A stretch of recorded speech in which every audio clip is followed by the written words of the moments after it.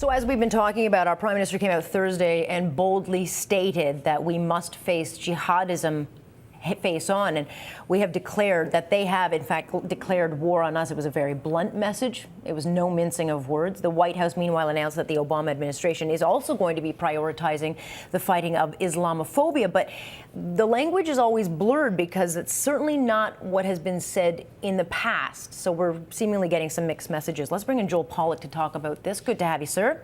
Good to be with you.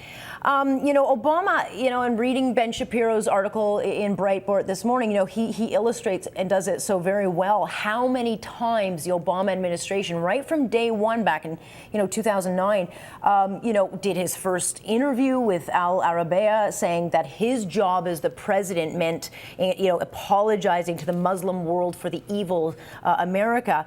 And then, of course, the infamous welcoming of the Muslim Brotherhoods, to the world and the world stage. He set a very dangerous tone from almost the moment he became the president, and that tone really hasn't changed. Well, let's give him the benefit of the doubt and presume that he meant well. I think what he believed, perhaps egotistically and naively, is that he could be a bridge between the West and the Muslim world, because of his personal history, because of his own journey through Islam into Christianity, because of his education both in Indonesia and at Harvard. He straddles so many worlds. He thought, well, I can show the Islamic world that I empathize with them and their struggles to adapt to modernity, to post-colonialism, while at the same time defending the principles of the West that are most important to me and with which I agree, such as freedom of speech and democracy and so on. The problem for Obama is twofold. Firstly, he was not elected to be an emissary to the Muslim world. He's elected to be the leader of the free world, and so he has to defend the principles of the free world come what may.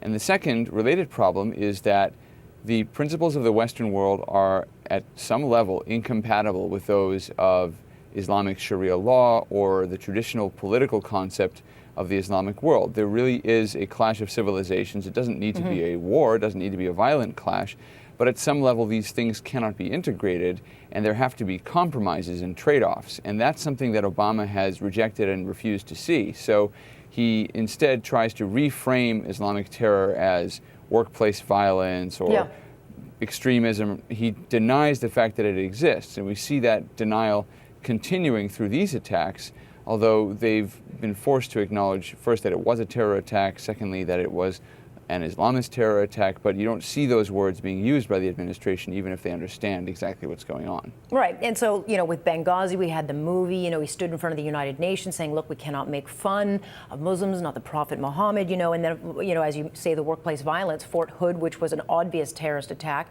was called workplace violence. And so they've really struggled to call this what it is. Was there something about this particular attack that now changes things? Because if the White House says its now top priority is fighting Islamophobia, when are we going to hear the language change? Our Prime Minister came out yesterday emphatically and called this exactly what this is, that jihad has declared war on us. It is no ifs, ands about it. It is radical Islam, and they are coming after us. And that he's literally the only person using this kind of language of the Western leaders. It's simply not enough. It's not enough, and it's not clear anyone in the United States really cares what he has to say. I think most Americans understand exactly what this is. He has his acolytes on the left, Ezra Klein of Vox.com, for example, minimizing the role of Islam. Lots of people similarly inclined to say this has nothing to do with Islam, has nothing to do with the cartoons, even though, of course, today now we've seen the terror attacks expand to a kosher grocery store attacking the Jewish community, which has been under attack from Muslims, radical Muslims in France for decades now. Obama won't give up his utopia. He believes that he and the state that he governs can solve all the world's problems. That doesn't just include the clash between the West and the Muslim world, but also the problem of how to redistribute wealth, how to make sure the poor have enough, how to make sure that the planet doesn't burn up in global warming, climate change, whatever you call it. I mean, he has this utopian vision.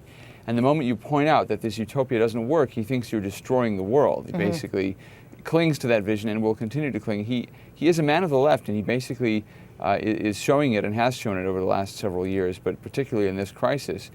And it's rather galling to have the so-called leader of the free world trailing in this way, but this is something we've seen for several years. And I think that when it comes to 2016, you're going to see Americans look to both parties for leadership that is at least willing to grapple with evil and identify it for what it is. I don't think that a previous generation of Democrats would have had as much trouble saying that they were opposed to what was going on and identifying it in clear ideological terms. Look at Kennedy's inaugural address. Look at what Kennedy said about the Soviet Union. There was a recognition that evil existed in the world. Obama believes that evil can be resolved, that evil is sort of another form of good that can all be resolved if they're expressed properly and, in his egotistical view, expressed through him. Yeah, a good fist bump can solve all problems. But look, cuts to defense. We're seeing bases shut down. I mean, I don't have a problem if a base is not being used. We don't need a symbolic, base to show strength. But there are significant cuts being made to American defense. You've got a president who is determined to fulfill a campaign promise to empty out the jails, Gitmo of all terrorists before his day is out. And we know for a fact, it's been linked now with this France attack, that the suspect Amadei Coulibaly was seen with Sharif Kouachi. So two terrorists were hanging out back in the days when it was known that Sharif Kouachi was involved with terrorism. So we've got these links being made. It's clear that by releasing these detainees, we put ourselves at real risk. Is that going to change his plan?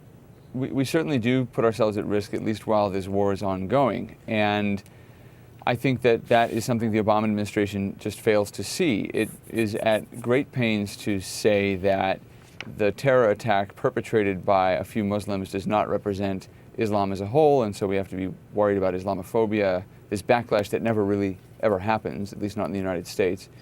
But at the same time, it says, well, we don't want to continue in Guantanamo Bay because this one little part of the American justice system is now taken to represent the whole. We have to be worried that the Islamic world will see us as one totalized monolith because of this controversial part of our judicial system. Therefore, they'll dismiss us entirely and not want to work with us and have peace with us. I mean, we don't apply a universal standard of tolerance. It's always one way. And we, as a result, overlook real threats and fail to engage the kind of ideological battles that we need to engage in order to defend ideas like freedom. I mean, free speech means nothing if you tell the UN that we have to defend free speech and we have to advocate for our ideas nonviolently, and then at the same time tell them that it's okay to punish blasphemy. I mean, it's incompatible. And maybe that's a clash that can't be resolved. It's a contradiction that can't be fixed. But it's better to be honest about that. Unfortunately, Obama is so wedded to this utopian idea of a leftist sort of post-humanity kind of civilization that he refuses to see human beings for what they are, refuses to see the solutions for what they are, and as a result is misdiagnosing the problem.